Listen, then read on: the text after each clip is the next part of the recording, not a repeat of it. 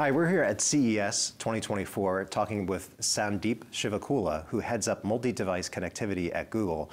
And I think you might be wondering, so what does that actually mean? I think there's a perception out there among people who buy Android devices, for example, that if maybe they buy like a Samsung phone and OnePlus earbuds and an LG TV, that they're not going to work well together. I feel like part of the initiative and the big push that you're making here at CES and beyond is to make sure people know that they can work well together and seamlessly. Is that right? And what are you actually trying to do with this role? Yeah, so thanks for having me, Mark. And Android's all about choice. We've always been about choice. That's what attracts people to purchase an Android device.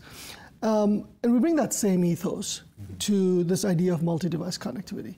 I think the framing is a little bit not quite correct in that it's not about choice versus convenience. We think that people should have a choice and still be able to have these seamless experiences that are intuitive. And that's what Android's been investing in for the last few years.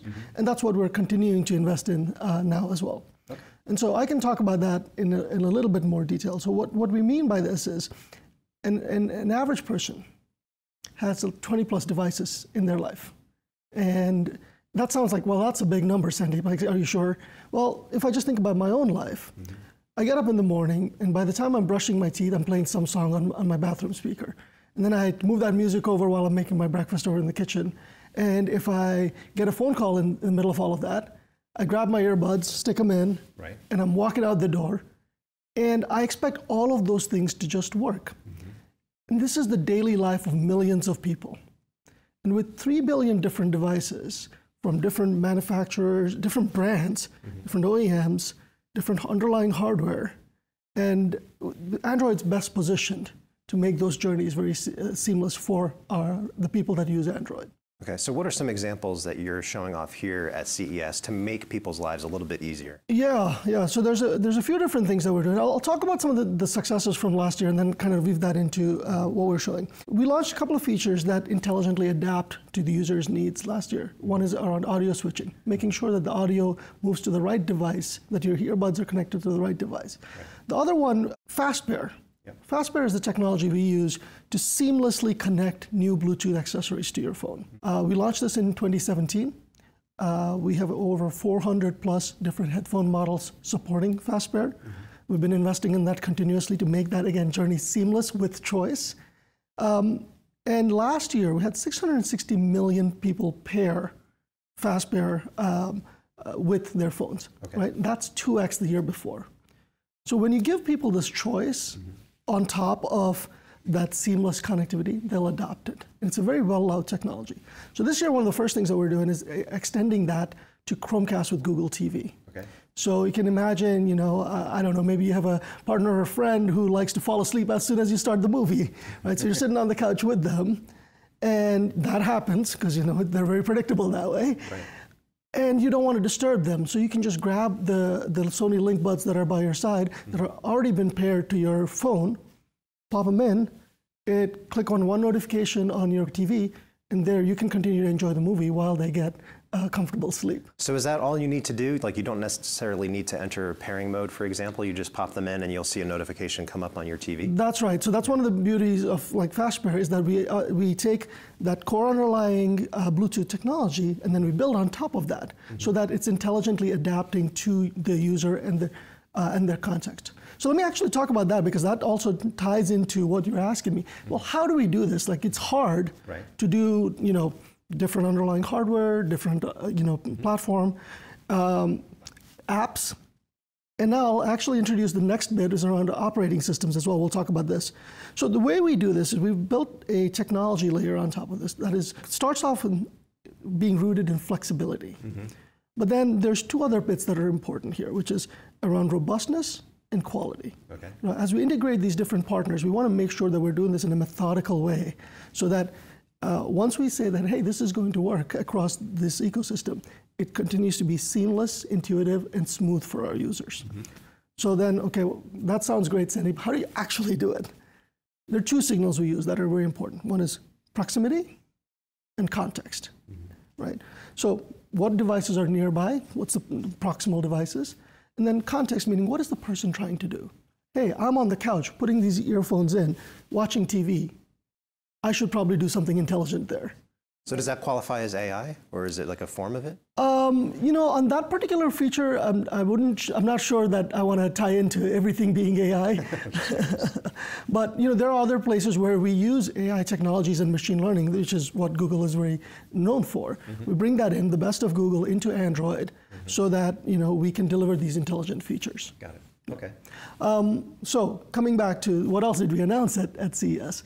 The second bit is, great, you've got these devices connected. The setup out of the box is just perfect, awesome. But users don't just set up devices, they want to be able to get things done in their day-to-day.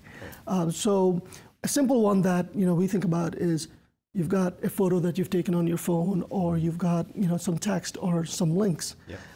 How do we get that across to your other devices and to your friends? And so Android ecosystem, we've taken two solutions. We had a solution from Samsung and a solution for the Android ecosystem. We brought them together, combining the best of both of these into what we're calling Quick Share. So now there's one single, intuitive, fast solution across all of Android. Okay. And so that's one of the big announcements that we made in working in partnership with our good partners at Samsung. So how is that going to pop up on devices, and where is it available now, or is there a timetable for it rolling out? Yeah, so we're rolling that out shortly, and we can get you the details on the timing. It's going to be available in the same place where the Nearby Share icon used to be, on the share sheet. All the entry points will be the same, but instead of having two different entry points, it'll just be one, so that you do it one way on Android. Right, and does it need to be a certain level of Android in terms of the version, like Android 14, or can it be previous? Yeah, so it will be previous as well, so we'll get back to you with the specific details there. Sure. Our intent is, our intent is to give the broadest number of people the broadest amount of choice. And so by definition, we're looking back at how far back can we take some of these compatible features. Right. And so that's the motivation there. And it's going to be seamlessly working with Chromebooks, and I think you also announced a partnership with LG, which I guess would be the first Windows 11 partner. Yeah, so let me talk about that a little bit. So on one hand, we're making it easy across Android, but Nearby Share has always worked with Chromebooks as well, and this new Quick Share will continue to do that. We also launched last year a Windows program. Right. And so that's been seeing pretty good reception, and so this will continue to expand to that. And what you're talking about, our partnership with LG as one of the leading PC OEMs, is pre-installing that binary onto their laptops, so that, we talked about this idea of setup. Yeah. You take this brand new laptop that you brought, and it just works with your Android phone. Right. And that's the kind of magic that we want to create for Android. So what about other laptops? Is the goal to get it on the OS level with Microsoft? Are you working with them, or is the goal to really go directly to the PC makers? What's the best route? Yeah, so I think today we've got a downloadable that you can just go to the Nearby Share website and download, and that's available to all users. Ideally, would we want that? And we're working with other leading partners to make sure that it's pre-installed. And we're always looking for ways to partner and make that experience even more seamless for our users. So you can't say if Microsoft says we like this? Well, we're always open to conversations. So what about casting? Because that was another thing that was announced at this show. Right. The ability to cast TikTok, for example, to the nearest TV. What can you tell us about that? Yeah, so if you've noticed a theme here, I started by setting up a accessory device to your phone. Then we went from, hey, phone to phone working well. Then we went from phone to a operating system that is not a Google operating system working with the phone. So when we think about Android and multi-device journey, kind of tying back to your first question, we don't think about it just from Android to Android. We think about it from that user-centric perspective, to making sure that the people who are investing in Android ecosystem are able to work with all the devices that they've chosen to put in their life, regardless of who it comes from. And those are the kinds of industry partners who have that same mindset, the same idea that we need to maximize people's choice and give people the best devices for their life. And these are the folks we partner with. So LG's TVs, they work on WebOS, again, not a Google system. But we've ported the Chromecast built-in work over onto their underlying technology stack, understanding their hardware, their operating system, working very closely with their talented engineering teams. And now you can take people watch a lot of videos on their TV, hopefully like this one. Right. And one of the very natural human things to do is to like, oh, hey, Mark, look at this cool video I have, right? Right. And instead of passing the phone around, now you can cast it to like the big screen that you have on your wall through this built-in Chromecast. Again, no setup needed. You can just start it and cast it. And it would work in the same way as if you had a Google TV, right? Or That's a right. regular Chromecast? It'll work in the same way as casting Okay. to a Google TV, yes. So is the goal then to then spread that across other TV operating systems as well? So for example, Samsung has their own, and Tizen, and you also have Roku. So is that the goal, to just like spread it as far and wide as you can?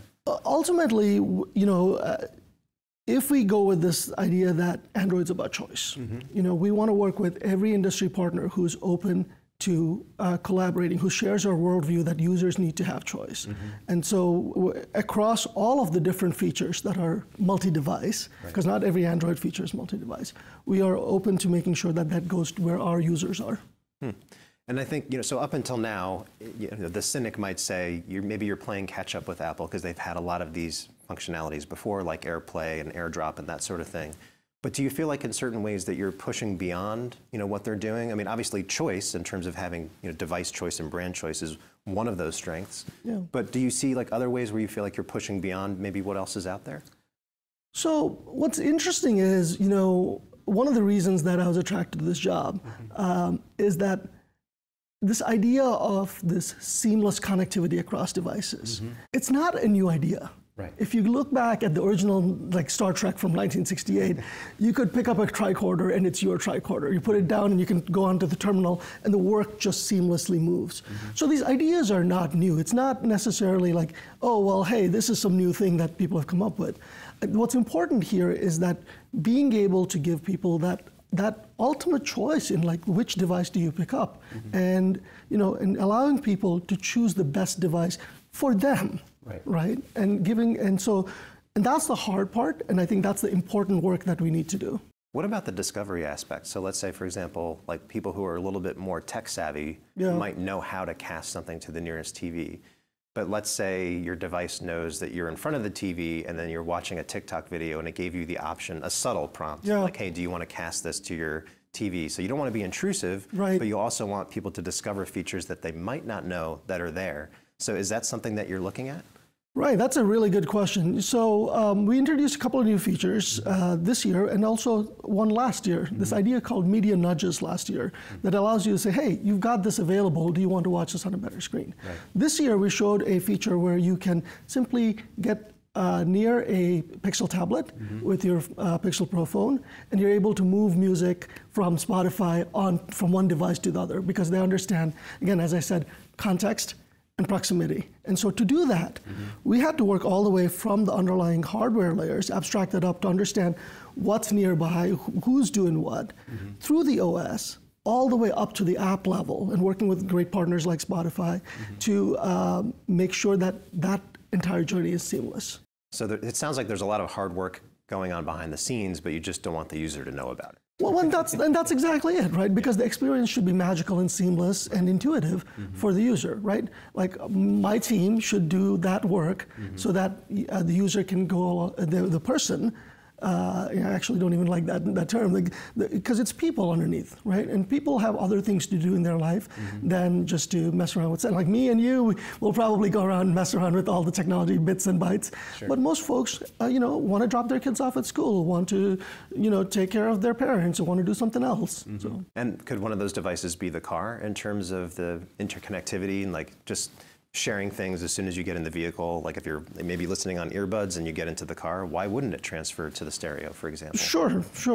Cars are another important form factor for us as well. And, we work very closely with our Android Auto team there as well. So just looking out the next 12 months or so, what are going to be some of the biggest things that you're working on to deliver more magic? Yeah, no, that's a great question. So I think the themes that we've started to announce here at CES are the ones that we're going to continue to invest in, right? So making it faster and easier to set up more and more devices. Being able to get things done across devices in a way that you don't have to think about the underlying bits and bytes, right? So you say, hey, copy here, paste there, done. So how do we invest more in that? And the third bit is, how do we expand this idea of supporting multiple different OSs, right? So where else should we go? What do the people who use Android phones want? And so those are the three key areas that my team's going to invest in. Cool. Yeah. Well, we'll definitely be watching, and exciting to see that, like, all the multi-device connectivity coming together. It's like early stages, but it's also like accelerating quickly.